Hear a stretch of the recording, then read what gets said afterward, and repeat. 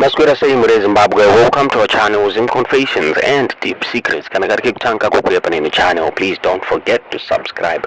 Kana chunga katika subscribe, don't forget to comment and share this video. Nasi muri Zimbabwe takuigira nyaya iri kunetsa nyaya video ramuri kuona riri apo video iri kunetsa masititse social media vanhu vachiti zviri kuitika here muno muZimbabwe izvi video aro rinenge riri kunendera kudhara renyoka yamuri kuona iri apo yainzi nyoka yaideliver mari muri Zimbabwe yaita delivery yemari pabuda jira iro jira rataurwa navanhu vechinzi rinonzi jira reretso jira iranzi rinobatsira vanhu kuti vahande mari muri Zimbabwe. Saka zvanzwa kuri kwasangomo kunyoka iyo ichideliver mari muri Zimbabwe.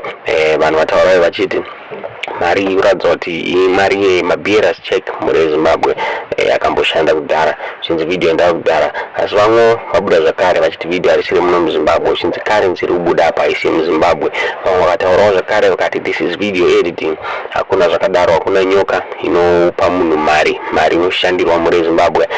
Takuigira video iri kuti tinzwewo maopinions enyu pano pa YouTube muri Zimbabwe. Mucomment section mutiudzewo kuti zviriko here zvinhu zvakadaro, zvinoitika here kuti nyoka inokwanisa kupa munhu mari muri Zimbabwe kana kuti nyaya dzatinongonzwa mumafirimu.